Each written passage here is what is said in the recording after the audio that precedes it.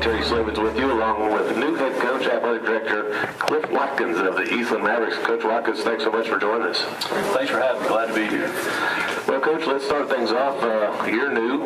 Your first head coaching job here. You're not new to the area. You spent some time at Stephenville and also Cisco. But tell our listeners a little bit about Coach Watkins and your football philosophy. Like you said, I grew up in the area, went to high school in Breckenridge, and have coached the majority of my coaching career in the big country. Started out, first job was down the road in Cisco, was there for a few years, and then I student coached at Tarleton for one season, and then was 5 years at Stephenville. So then went out to Midland Lee for 1 year, and then glad to be back in the big country. And I've been fortunate to work with some great head coaches and athletic directors that have ran great programs, and hopefully I can carry that on from what I was able to learn working with those guys, running the program right away, not only talking about wins and losses, but talking about growing kids up to be great young men and in the community, in the classroom, and everything that they do. And I'm glad it's finally game week and we can start getting in a little bit of a routine. We're going to get back to something that resembles normalcy, or as normal as can be. But you mentioned some coaches you worked for, and you have worked for, Coach West over at Cisco. What a program he's built. Coach Gillespie, actually, you were on the staff that got a ring down there, I believe, and then out of Midland League, and I'm drawing a blank on the coach's name out there. Coach Morton. Coach Morton, another quality program.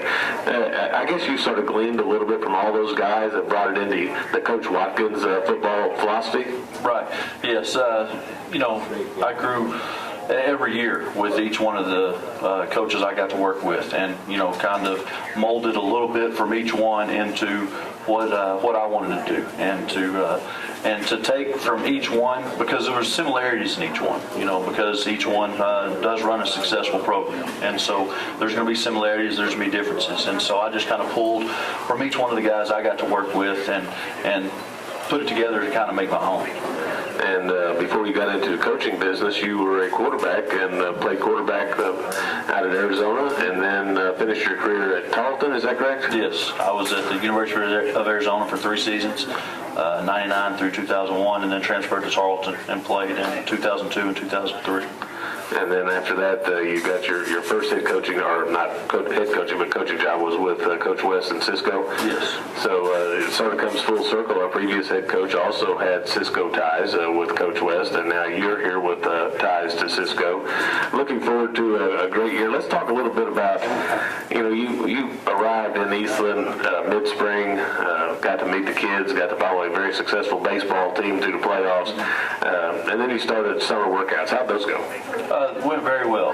Had a lot of guys show up to work. Had some leaders kind of emerge throughout the summer. Some guys that were there religiously every day and working hard, got better every single week, and it was good for the young kids and for the older kids, because like I said, we have leaders now that weren't necessarily leaders in the spring, but a lot of growing up in the summer, and now that was great, but now we've got to take that and carry that over to the football field. But it was a good summer.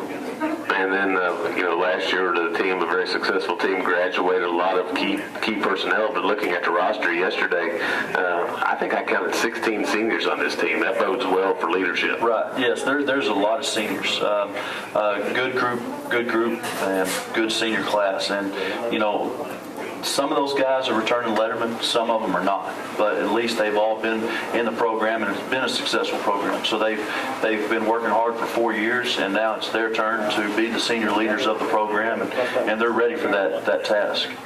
And looking at the roster, also yesterday, Coach, I'd have to say, since I've been here and talking with some people in the community, they say probably since the 90s, probably the largest weight-wise roster that we've had in a long time. We got 2 boys that go over 300 pounds. I think I counted 12 or 13 that were over 200 pounds.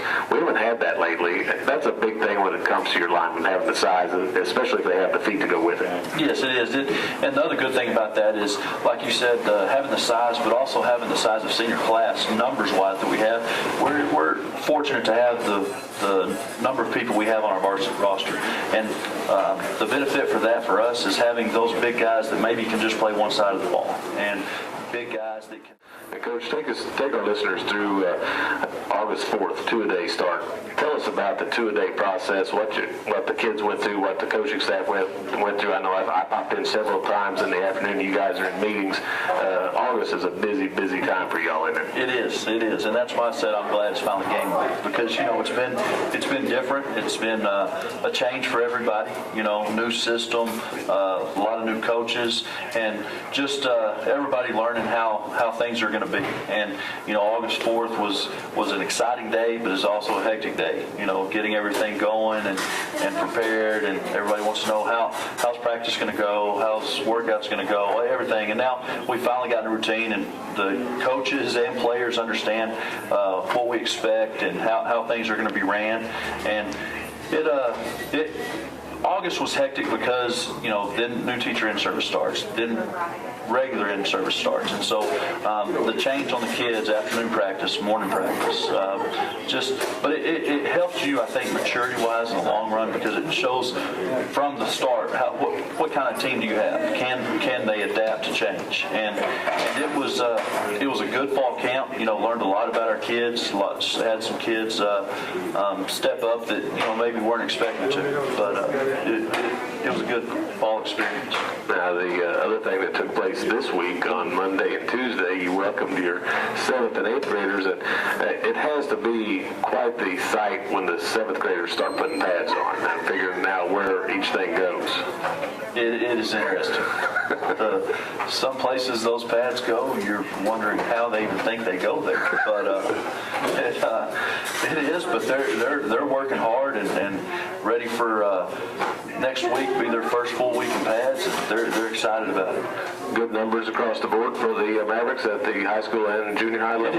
It is. We got high school. We have right about 80 on 9 through 12, and then 7th and 8th grade both with good numbers in each one of those classes. And then they're in pads next week. Do they scrimmage next week, the junior high boys, or they have one more week before that? They have one more week before they will play anybody else. All right, Coach. And welcome back into the morning huddle here at First Financial Bank. Something I forgot to mention, and the smell reminded me. If you're driving down the Miracle Mile and you're hungry, we have lots of pizza and cookies and soft drinks. So come by and enjoy some pizza. Get to meet Coach Watkins. You might even say hi to Dale Baker if you have to while he's Dale makes the radio broadcast. But lots of pizza going on. We'll be down here every week, every Friday at 10:30 with the Maverick Morning Huddle with Coach Cliff Watkins and myself. So come on down and join us and enjoy learning about all things Eastland Mavericks. Coach, we mentioned changes. The school district went through a whole bunch of changes from top to bottom, and all great moves from what I can see. You have a new staff with a couple of holdovers. Let's talk about your staff, starting out with your new defensive coordinator, Coach Fambro. Coach Fambro came to us from Hebron High School in Louisville. He coached secondary there. Coach Fambro's been a head coach. He was head coach out in Sudan for a while, and so I'm blessed to have him. He's somebody that's had that head coaching experience on our staff that knows what's going on and the questions I can ask. Coach Watkins, you might want to... Exactly. Or, hey, what am I supposed to be doing on this? But no, he's doing a great job. He's our defense coordinator, coaching our safeties, and he's glad, like myself, to be back in the big country. He's got family in the area and grew up in a small school, and so he's our defense coordinator, coaching safeties, and he was at Hebron for 4 years. So a little longevity there. Hopefully have a little longevity here with us in the Mavericks. Another coach you brought in, who else do you want to talk about right now? I guess Jacob Marwitz is the new Marwitz, I guess they call him. And he is coaching our inside receivers and also helping out with outside linebackers and coaching the JV Red team. And he was at Snyder last year. Coach Marwitz was with me at Stephenville, and he was there 2 or 3 years. And so that's how I knew Jacob, and he did a good job for us there. Was a guy that I knew I wanted to bring with me when I got this job. And if we're going to talk about the new Marwitz, let's talk about the old Marwitz. We also have the old Marwitz, and glad he's still here with us. And he's coaching our outside receivers, and he also coaches our corners. And I think this is his 8th year here. And also serves as our head basketball coach. Yes. And Jacob is the JV basketball coach. So can't wait for basketball season. Those should be fun to watch. Yeah, that should be fun.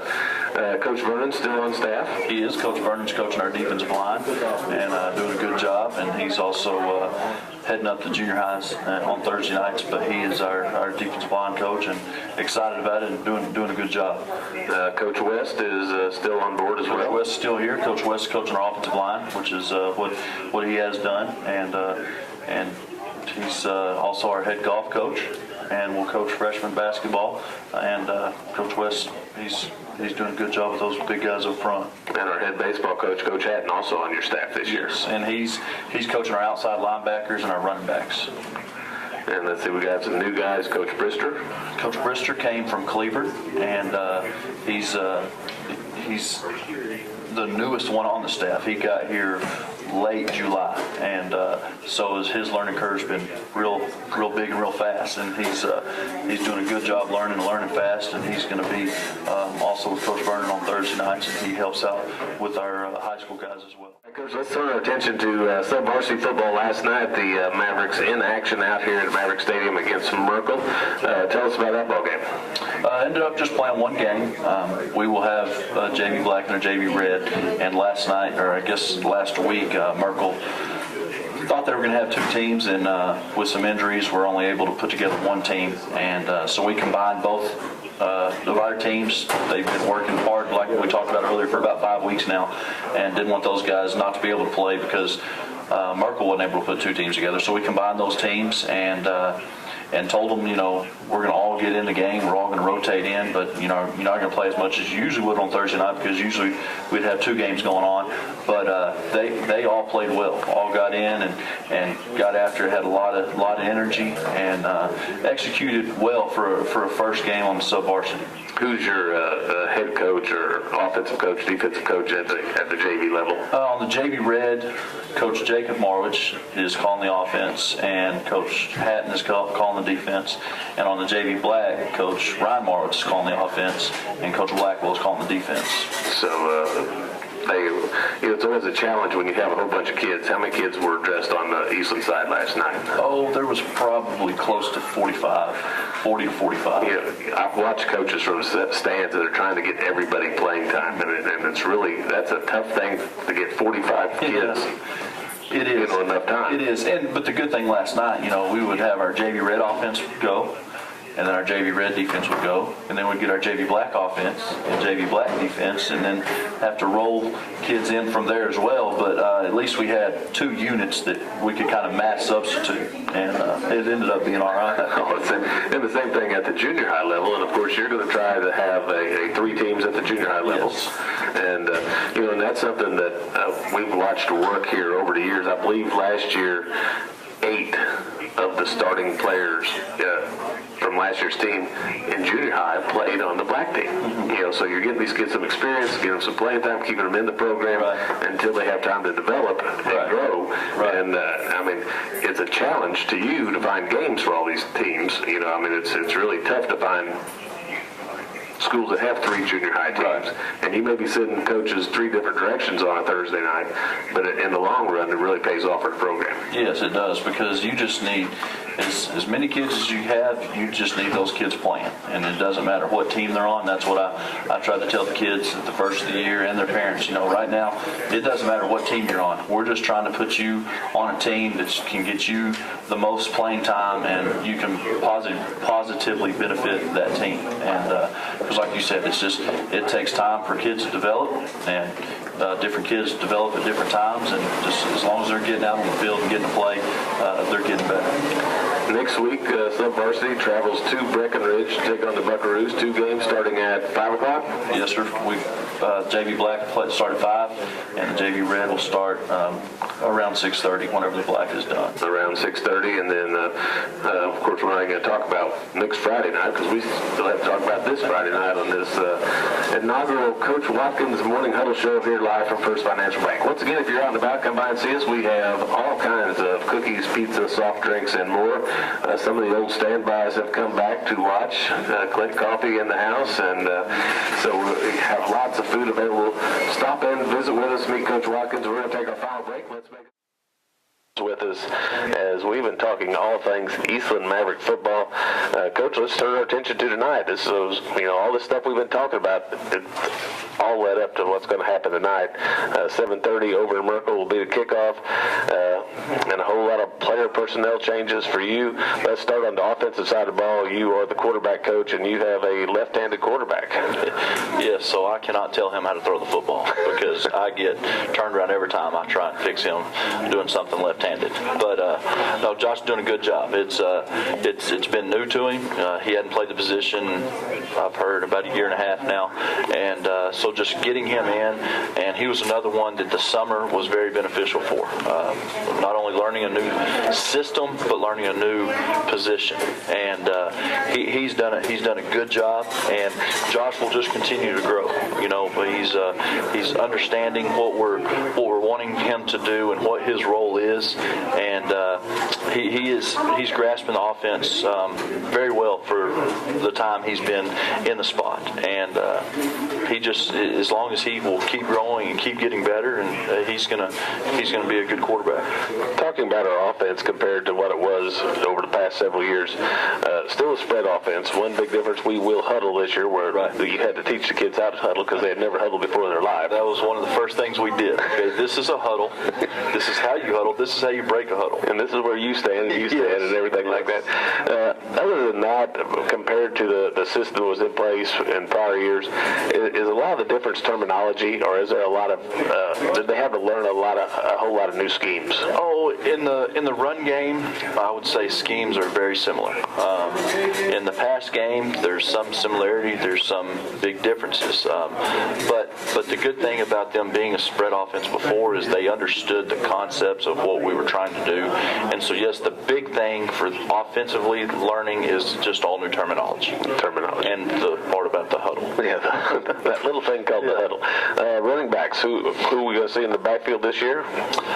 Chris Martinez and Austin Forbes have both had good fall camps. Austin was injured early and missed a little bit, but he's back and excited and expecting good things out of both of those guys. Receivers and tight ends? We got a lot of those. Tight ends, we got Brant Bailey and Grendel Thompson and Derek Stacy and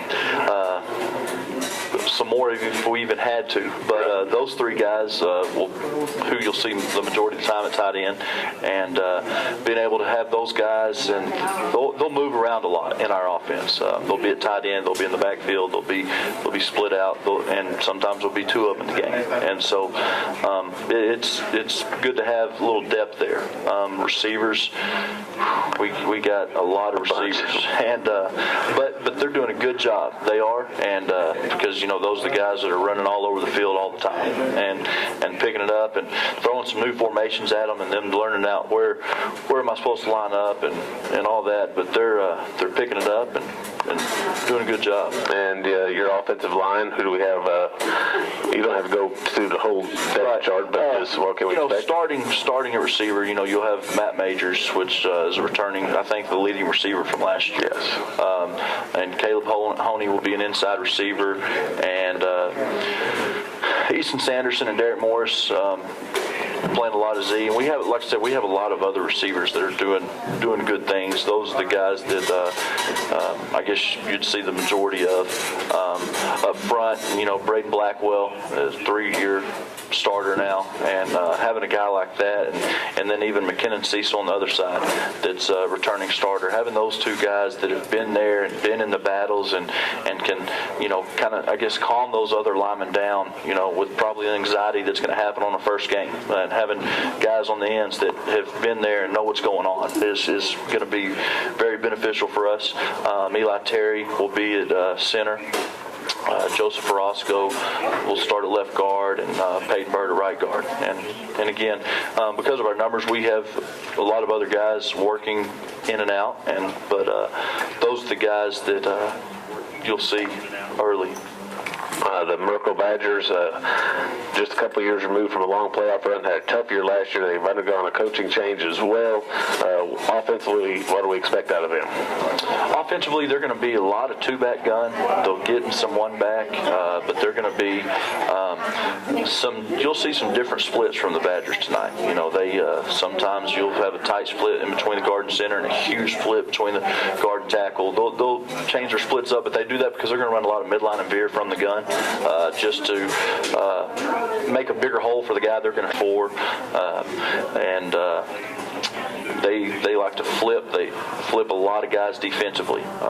You know, they have a strong end and a weak end. They have a three technique and a shade. They have a strong outside backer and a will. And so, you know, us, because we huddle, our emphasis this week is our tempo out of the huddle. Because if they're going to flip a lot of people, if we can sprint out of the huddle and snap the ball, you know, that's one thing that we can do that's going to help us and maybe give them a little trouble getting lined up. And with that being said, let's talk about the final thing, the one major rule change. We're going to a 40-second clock, much like the college and the pros. Supposedly, the goal is to have the ball set within 10 seconds at the end of a play, no matter how, even if it's a 60-yard pass play, they're wanting to set the ball within 10 seconds. That is their goal. We'll see if that happens. But yes, as soon as the play is over, the difference is now the play clock starts. At 40. Yes. In the past, you know, when the play was over, they would wait for the ball to get set. Once the ball was set, the referee would blow the whistle and start the play clock at 25 seconds. Now, when the play is over, the clock starts at 40 seconds, and it's rolling. And that's where it comes in, like you said. Even though the clock's rolling, they still have to get the ball set. So their goal is to have the ball set with 30 seconds left on the play clock. If the ball, from my understanding, if the ball is still not set and the clock gets under 20 seconds, then the referee will reset the play clock to 25 seconds. They will still see sometimes 25 seconds on the play clock. If there's ever a dead ball and the clock is stopped, then the referee will start the clock at 25 seconds. That's after an incomplete pass? No, incomplete pass is going to start at 30 seconds. Change of possession, timeout. Scoring play, of course. Yes, anytime the referee stops the game, there's going to be. Now, and another different thing that's going to be a little different for the fans is usually when you get a first down, both clocks are stopped. Right. Well, now you get a first down. The play clock is running and the game clock is stopped. All right, so the play clock is running and the game clock will not run until the ball is set to play. Right. So, and there's going to be some differences. We don't have to wait on the chain gang anymore. No, the chains do not have to be set. The down marker has to be set on the ball. Right. Once the down marker is set on the ball, play is ready to go. All right, Coach. Looking forward to an exciting season of Maverick football. Good job for your first morning huddle. Thanks. We'll do it again next week. Wish the best of luck and look forward to it. I guess if we win tonight, we'll both wear the same clothes again next week. That sounds good to me. All right. That's going to do it for the first edition of the Morning Huddle here from First Financial Bank of Eastland. I want to thank our engineer back in the studio, Matthew Household. Great job as usual. Thank you to our guest, Coach Cliff Watkins. Thank you for your time this time. Till next time, I'm Jerry Slavens. Have a fabulous weekend, everyone.